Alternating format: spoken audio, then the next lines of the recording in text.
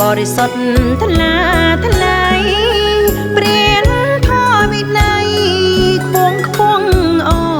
ដំពុទ្ធិកសិក្សាជាសស្ដំ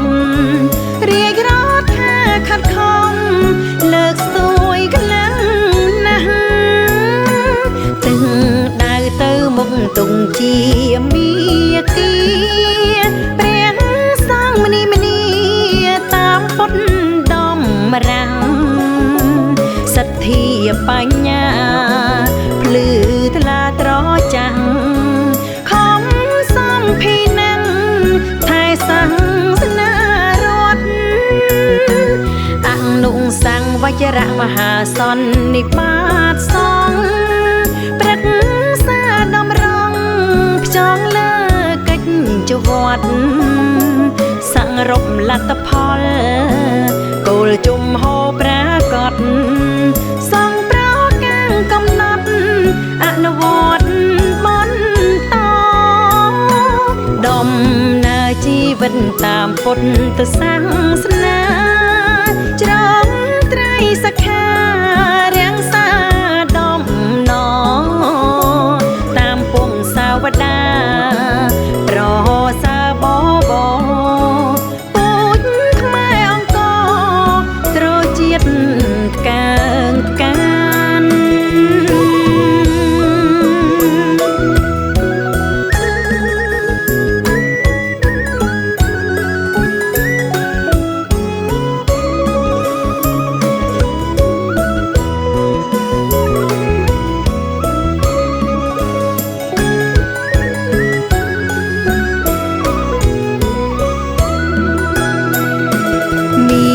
គាព្រះពុទ្ធបរិសុទ្ធថ្លាថ្លៃ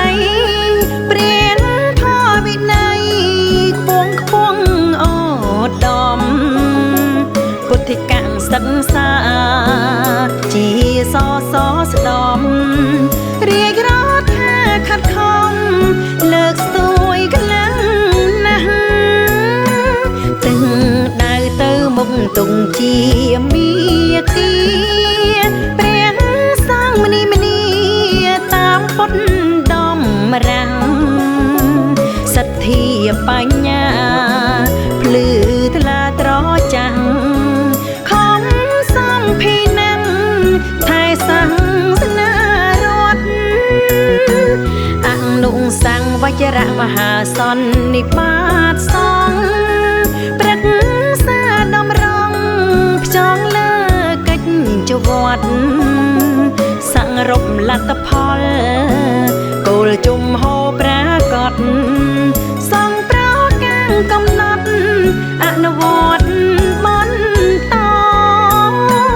ដំណើរជីវិតតាមពុទ្ធសាសនាច្រងត្រៃសិក្ខា